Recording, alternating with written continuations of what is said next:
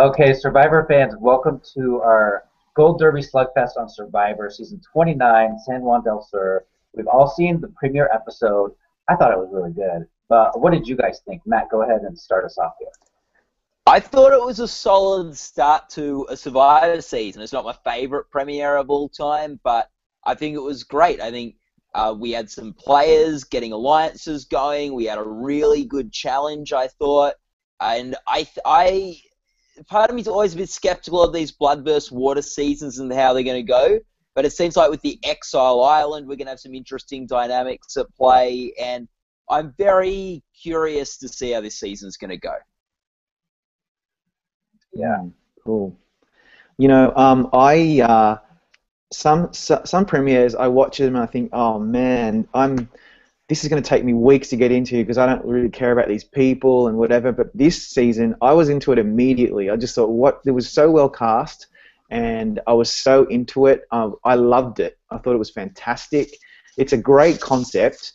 The only thing I didn't like, which we'll talk about later, is the Exile Island thing. But I thought it was a fantastic premiere. Right. I think usually Survivor has trouble introducing so many people at once. But I don't know if it was maybe because it was 90 minutes long, or if, it's really 9 pairs instead of 18 individuals. So I think that helped, at least me, it helped me get to know who everyone was, get to know a little of their backstory. I didn't feel like anyone was shortchanged in this 90 minutes. I feel like I got to know every single person, including the person that got voted out, Nadia. Usually the person that gets voted out, you're like, they were in one scene, what do I care? But she had some really great moments. I was sad to see her go. Yeah, I agree. I was surprised. I thought it was going to be the old guy, and then she was gone, and I thought, I was looking forward to the more of the twins throughout the next few weeks. I didn't think they would last too long, but it's a shame now. I think, a really interesting dynamic is now it's a missed opportunity that they're gone, or one of them's gone. So, yeah. Yeah, this is really interesting to me, and it was Dale it was his idea to get rid of the twins. The other guy who's on the chopping block, and I thought it was fascinating that they had used a U-turn in the Amazing Race, which forces a team to do both for the roadblock challenges as the reason to get rid of her, and it's sort of. Is this the first time we've seen a decision made in another reality competition program right. Affecting a vote in Survivor or affecting someone's fate in a completely different reality competition program? Like, who would have thought the effect of that U-turn seasons ago on The Amazing Race? Right. Yeah. And the thing about the U-turn is that it's not cheating, it's not breaking the rules, it's part of the game. All she was doing was just following the rules. She does what everyone else does on The Amazing Race. Poor Dale, I mean, he's the guy that broke his glasses in half to start a fire. I've started fire with a magnifying glass before. It's not that hard. He said it took him like 3 hours. Yeah, that's a bit much. Yeah. But he looked like a hero, and he felt like... And even though the U-turn might not be that bad, he was able to use that to turn the heat on someone else, and he was able to use that to get people worried about the twins. So he was, and on those first 3 days, it's so important to try to find a reason to vote someone else off, and if it can work for the tribe, it works. And Dale was able to keep himself alive, and I'm glad he did, because I really want to see what happens with that little idol thing he took off the well, or the little fake idol thing. And I did think when we were at Tribal, if he goes, then why did it matter him taking that? Like, why did they show us him taking that thing? That's a good point. Off the well? Like, we haven't had the punchline to that. So I was waiting for the moment in Tribal Council where he went, oh, I found this, you can't vote for me. And when that didn't happen, I thought, okay, I wonder if there's more story to this. Right. What if that is the idol? I mean, they twist every year. I remember one season the idol was like a square, and it was on the sign that was above the camp. I think that was the gravedigger, James. I think he's the one that found that. But so let's go to the beginning of the episode. First, it's all of the pairs looking up at the helicopter, and then they all meet up with Jeff. And who are the two? It's Jeremy and Val, right? They're the first Right. of the season. Uh, is this how they're going to do the reward challenges now? Just one versus one? Because that doesn't seem very fair. Yeah, I don't think that works, and I didn't like it how the Jeremy.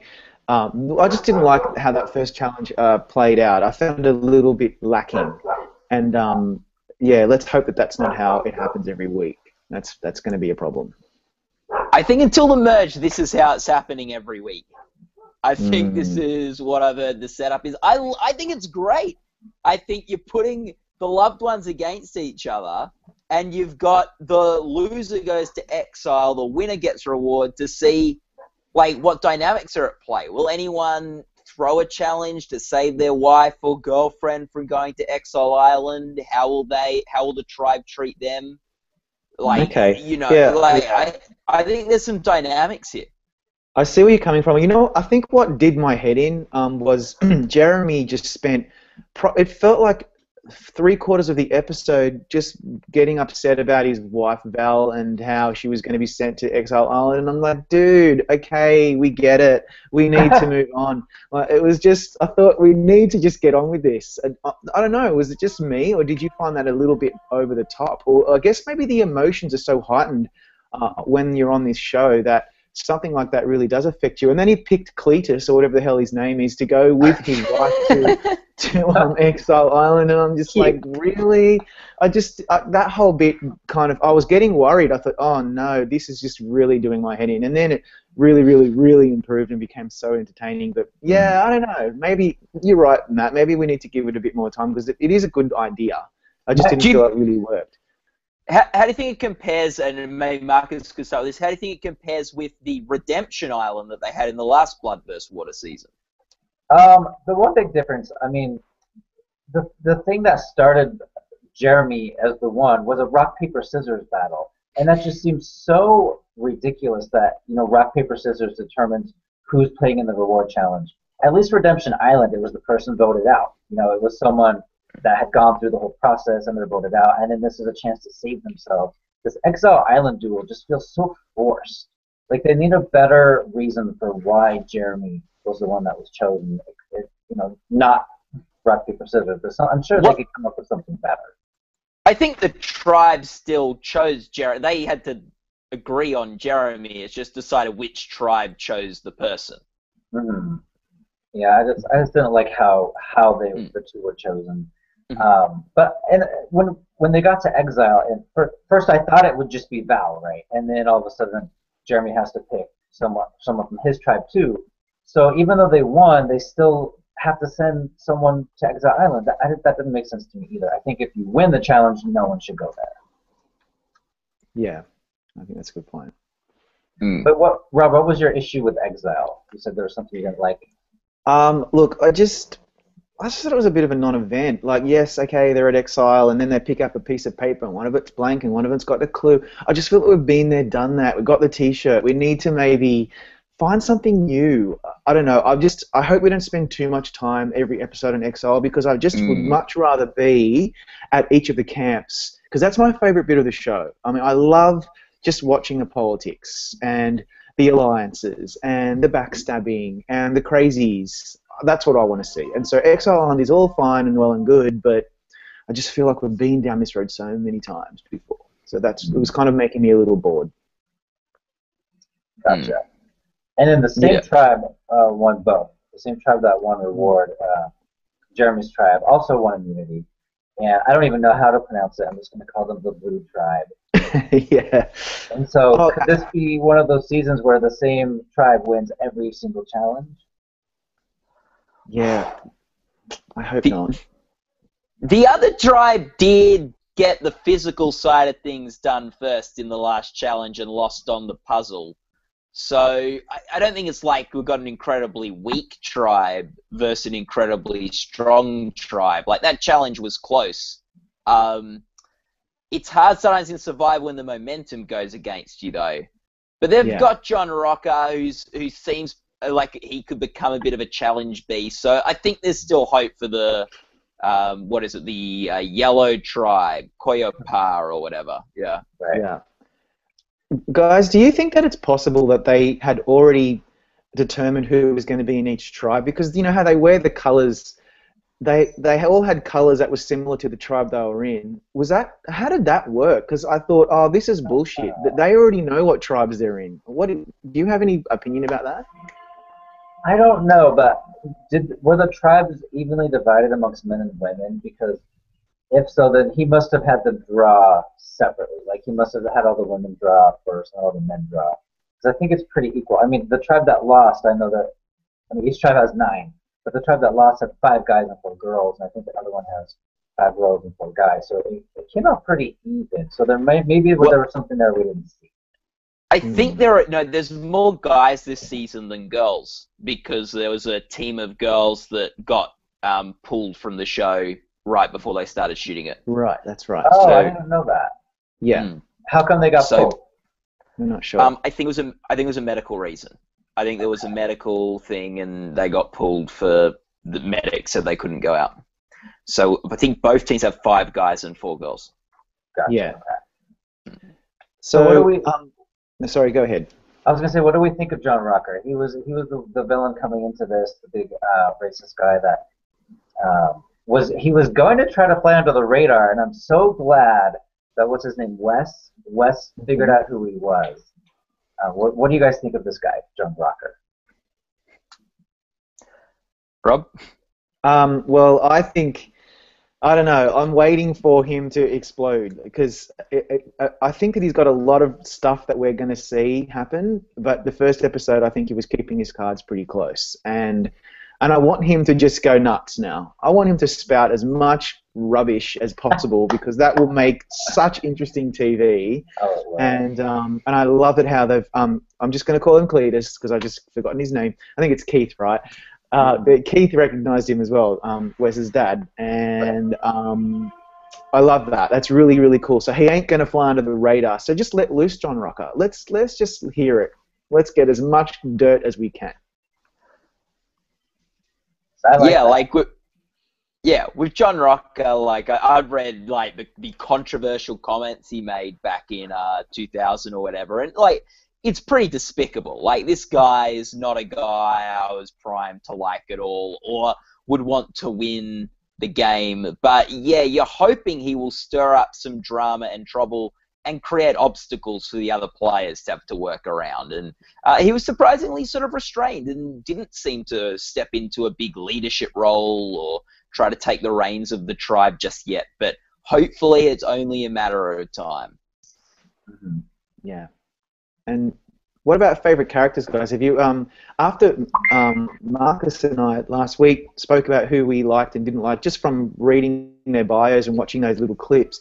Now that we've seen them all in full action, I've got to say I'm very impressed with Josh Canfield on and he became like a swing vote in the first tribal council, and I just found him to be really kind of endearing and someone that you would want to root for. And what do you guys think? Did you like the gay guys from New York City? Yeah, I like Josh and Reed. Although, why did Josh vote for Baylor? That's something. Yeah, good question. What is that? What happened there? A big red flag for Josh. There was an interview I read somewhere. I'm sorry, I don't remember where, but somebody found out. I don't remember how. Maybe it was a Nadia interview, an exit interview with Nadia or something. And she said that he changed his vote at tribal council. He was going to vote one way. And because of something Baylor said, maybe he voted her out. But they need to explain that in the next episode because that's just a big question mark about what happened there. Yeah. Yeah, I think Josh played a great game because it seemed like everyone trusted him. You had Baylor coming up to him, talking to him. You had Nadia coming up, talking to him. You had all the guys seem to trust him and things. So that's a great spot for Survivor. And he did put himself in the position of the swing vote. But not where everyone sort of knew he was the swing vote and sort of like, oh, he's on the outs. He was seen on the ins with everyone. The problem is this vote for Baylor, which until it's explained is a bit of just a red flag for me. Why would you vote for someone who you know isn't going home? Like, he had to know that Baylor, like that vote wouldn't send Baylor home. So he's just throwing a vote her way for no reason. There could be a strategy that he's trying to, like, frame someone else to have voted for Baylor, but that's really massive speculation. I wouldn't assume that that's the case. Yeah. We definitely need to find out what's going on. Yeah. I like Reed. I like Val and Jeremy. I like Baylor. There's actually a lot to like. As far as who I don't like, Drew, who he's a brother of Alec. Drew's just a really cocky, arrogant guy who was putting the shelter together and making a big deal about how he was doing that. So he's someone not to like. Of course, John Rocker is someone not to like. I like the Twinnies, though. I was sad Nadia left. I hope Natalie makes it a little bit further in the game, at least to the merge. Mm-hmm. Yeah, that'd be interesting. You know, I didn't really like Val very much, I have to say. Like, when she kept her husband was so endearingly, making out how upset he was. As I said earlier, probably way too much. And she was like, "No, I'm a fighter. No, bring it. No, I'm a fighter. No, I don't care." It's like, okay, lady, you need to just chill the F out and just calm down because your husband has been really nice.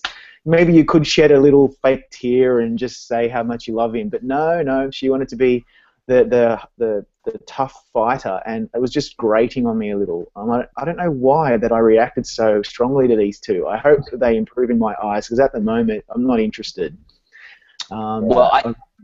It's really interesting. She got the clue to the hidden immunity idol, and I think a bit surprised she didn't just tell Keith the clue so he could maybe go and tell her husband or so. Like, I don't know, like, they're both firemen, Keith and her husband. They've got that sort of a bond and that connection point. I don't know why you don't try to do that to, I don't know, just help give yourself an alliance in the game or whatever. But, yeah, I guess it could backfire where Keith then finds the idol and uses it to get rid of her husband. But I think it's more likely Keith, who's completely disconnected from everyone's going to share it with her husband. Right. I do think I like the firefighter bond that was around there. And Jeremy was the one on his tribe rallying everyone, right, to get the alliance of 5 on his tribe. So I like that. I like that he took the initiative to do that. Yeah. Jeremy's set up some good alliances and seems like he's in a great spot at the moment in his tribe. Yeah. So then, looking forward, it looks like Josh and Reed are still out front in our predictions. I don't know if Reed's out front. Oh, you mean in the actual what people are saying? On Gold Derby's 29.02 Method City Madness. So I mean, we don't really know what to expect next episode because in the previews we were given kind of a snapshot about what to look forward to for the whole season. A lot of it was really juicy stuff, little sound bites and things like that. But it appears that the gay guys from New York City and the brothers from Florida are in front in our predictions. Does that seem right to you guys? John and Jacqueline as well. That surprises me a bit. I don't really know what to make of John and Jacqueline yet. They were probably the most under the radar of the whole group. Would you agree there, Marcus? I totally agree. I don't even really remember anything that they did in the episode, to be honest with you. But maybe people are voting for them like down in their 3rd or 4th positions. It's like how you win an Emmy if you're the least disliked. Sometimes that helps because you're in everyone's middle of the road predictions. So that might be what's happening. So as far as who will be voted off, everyone thinks Natalie will be voted off next. So I don't know. I hope she makes it, but I don't know. Why are people saying that? I don't want to get too mad at the Gold Derby voters, but she's in the 5 with Jeremy. The numbers aren't against her. It's not like she's the weakest person on her tribe. I think the fact that she doesn't have a loved one in the game anymore means she won't be seen as someone who's got an in with the other side. I just don't know why anyone would think Natalie is going to be next. Those are all great points. Who are you guys predicting? Do you have yours in front of you? Who are you predicting to go home next? Boy, I have to find that. This is hard to predict at this stage when you don't know which tribe's going to win immunity.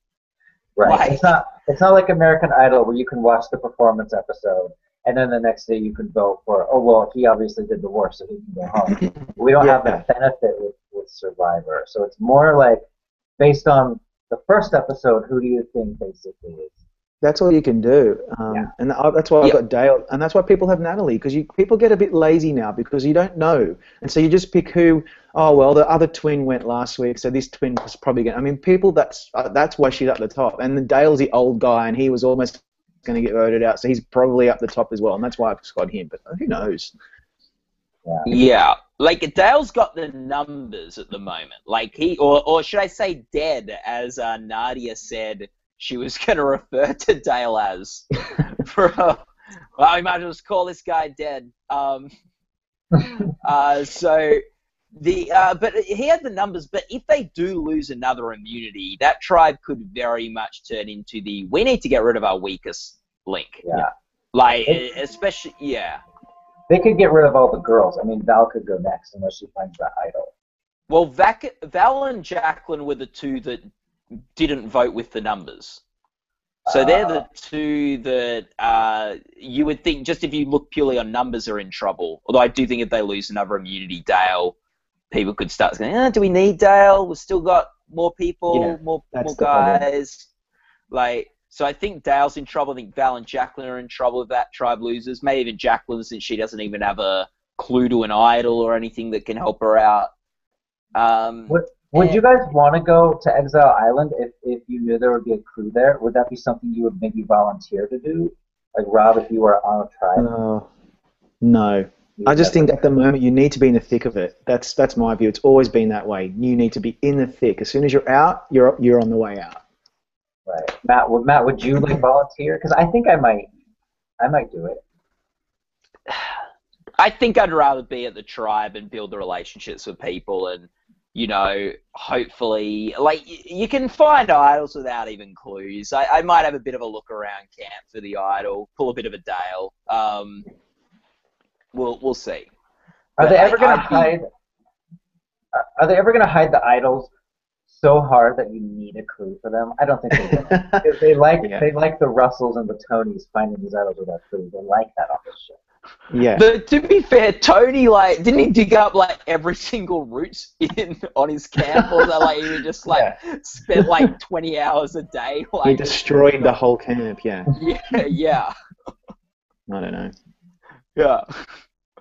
So I don't know. I feel like sometimes you can get so focused on the idols that you like end up hurting your game. But I don't know. I wouldn't want to be away from the camp at this point. Though, look, Val and Keith don't look like. I don't think Keith's going next on his tribe, and Val didn't go last week, so it wasn't a kiss of death for either of them. Right. It's true. Well, any final thoughts before we sign off here? I did like the premiere. It was one of the best premieres for Survivor, and like I said, it's because we got to know all of these people. So, final thoughts from you guys? Well, for me, do you want to go ahead, Matt? You go ahead. Okay, I've got two. My first one is, when I'm starting to watch Survivor, I'm looking for the people who can win the game, and I haven't seen anyone yet top and go, oh yeah, they've got what it takes to win. I think the most important thing you need is to be able to perceive how you're understood and to be able to understand where other people are at. And I think, like, to use Dale, who was a big part of this episode, as an example, he seemed quite good at sort of connecting in with the group, but at the same time, he seemed to put too much stock in his ability to make fire. As I made fire now, they won't even think of getting rid of me without saying other things could be at play. So I haven't seen anyone that sort of has completely read things perfectly yet.